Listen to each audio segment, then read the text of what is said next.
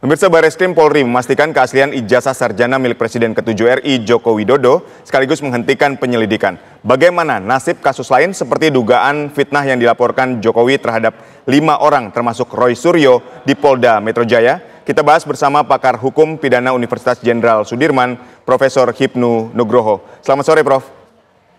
Selamat sore, Mas Aditya. Baik, Prof, ini dengan Bareskrim menghentikan penyelidikan kasus ijazah palsu karena tidak ada unsur pidana, apa artinya menurut Anda?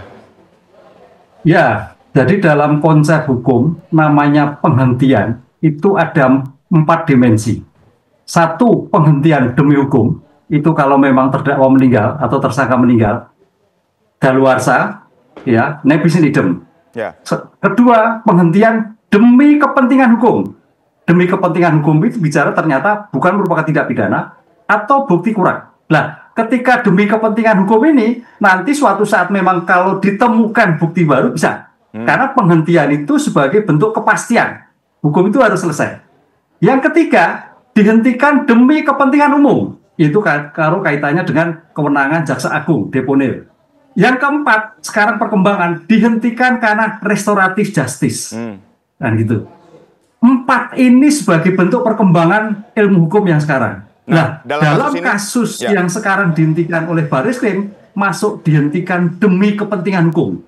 Karena bukti tidak cukup. Bukan merupakan tidak ada suatu delik yang kesana.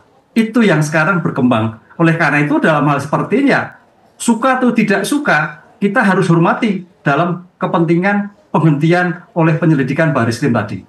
Baik, seperti apa sih sebetulnya cek uji laboratorium yang lab forensik yang dilakukan oleh Bareskrim ini? Kan juga masih banyak yang menyaksikan orang-orang yang misalnya sangat percaya dengan Roy Suryo misalnya, ini kan masih meragukan tuh keterangan yang disampaikan polisi. Nah, sebetulnya seperti apa proses yang dilakukan polisi sampai terus akhirnya menyatakan bahwa ijazah ini identik? Ya, forensik hadir karena untuk kepentingan pembuktian. Forensik hadir karena ada keraguan. Disinilah ilmu bantu untuk mengungkap suatu perkara. Ya, dalam hal ini, karena ini merupakan sudah kaitannya pembuktian lab 4, maka ahli-ahli lab 4 itu yang akan menentukan misalkan tulisan tentang ijazah, tentang stempel, tentang foto, tentang tanda tangan, tentang huruf, tentang tinta, dan sebagainya. Itulah yang dihasilkan dalam suatu pembuktian. Lah, sayangnya kemarin, dalam suatu pembuktian hasil lab tersebut, harusnya disandingkan dengan pihak yang mengeluarkan, yaitu UGM.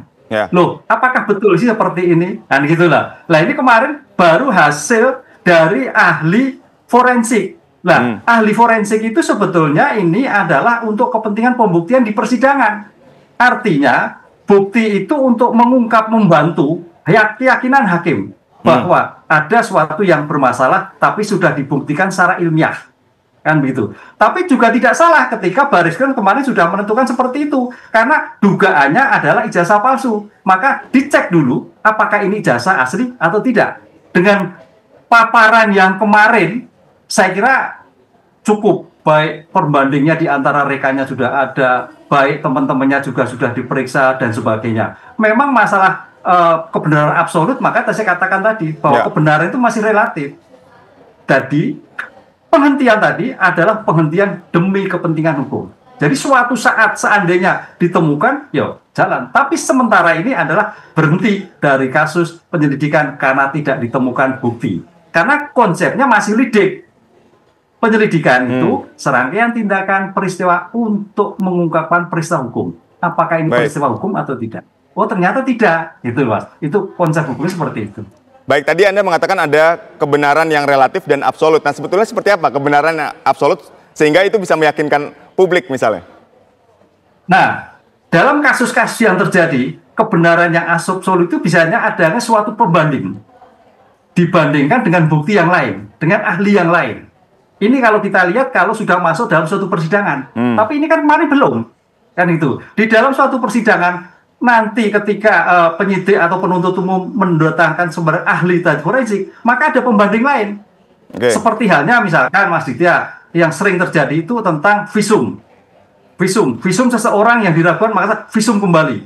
Otopsi seseorang diragukan otopsi kembali. Nah, ini yang terjadi ini harus juga seperti itu. Tapi itu kalau sudah di persidangan. Karena di situ masing-masing pihak diberikan kewenangan untuk melakukan suatu pembuktian dalam suatu persidangan yang disebut bukti-bukti dari penuntut umum dan bukti-bukti yang meringankan dari tersangka atau terdakwa.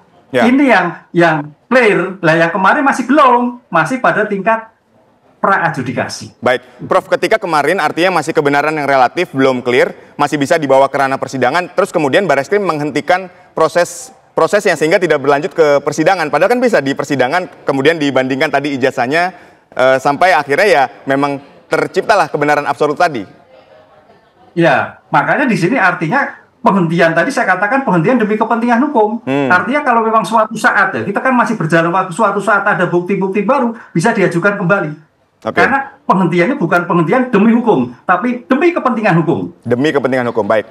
Prof, selanjutnya kan gini, ada 2 laporan masyarakat, satu yang masuk ke Barreskrim yang sudah dihentikan, kemudian satu lagi yang masuk ke Polda Metro Jaya dengan dugaan fitnah dan pencemaran nama baik gitu ya. Itu yang diajukan di Polda Metro Jaya. Nah, ini kan yang satu tetap dilanjutkan. Nanti seperti apa menurut Anda? Ya, karena yang di Barreskrim itu adalah delik umum. Delik umum itu adalah delik ketika masyarakat mengetahui ada dugaan suatu delik tindak pidana, wajib melaporkan.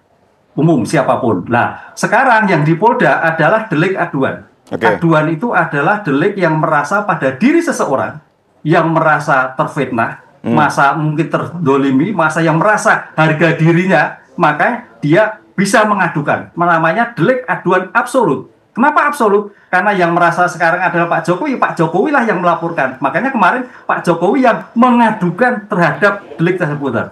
Pertanyaannya, apakah terkait dengan ijazah palsu? Iya, kan gitu. Karena dari ijazah tadi ada suatu kalimat-kalimat yang mungkin menurut Pak Jokowi, waduh ini saya terhina sekali, saya dalam keadaan, itu perasaan. Nah, perasaan itulah yang harus disampaikan di dalam suatu pembuktian di satu persidangan ini. Itu subjektif sekali. Oleh karena itu dalam seperti ini masalah terkait dengan delik aduan itu diteruskan atau tidak tergantung pelapor atau pengadu, dalam hal ini Pak Jokowi.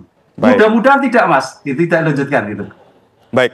Nah, terus kalau misalnya ini katakanlah misalnya tetap dilanjutkan, artinya dengan hasil yang Barreskrim keluarkan bahwa ijazah ini identik, kemudian sampai di tahap persidangan apa yang harus dibuktikan lagi nanti sama mereka-mereka yang 5 orang yang hari ini dilaporkan di Polda Metro Jaya dalam kasus fitnah dan pencemaran nama baik tadi? Ya, kalau terhadap ijazah delik dugaan palsu selesai. Tapi ini delik terhadap perasaan. Perasaan akibat dari ujaran yang terkait dengan palsu-palsu kemarin, kan itu loh. Betul. Jadi perasaan, jika perasaan itu muncul dari siapa yang mengadukan. Kan gitu kan. Jadi kalau seandainya ini perkara itu jadi naik, mungkin pengaduan juga akan repot. Tapi ini karena perkara ini dihenti, berarti konsep pengaduan yang ada pada diri itu Pak Jokowi merasa sekali.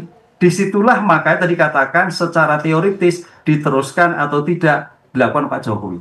Mudah-mudahan Pak Jokowi kan kemarin sedih masuk perkara di bawah persidangan. Dicabut, selesai semua. Jadi kalau di Barreskrim selesai, dicabut di Polda, selesai. Clear. Baik, ya artinya sekarang bolanya ini ada di tangan Pak Jokowi. Terima kasih sekali lagi Prof. Hipnu telah berdialog bersama kami. Sehat dan sukses selalu.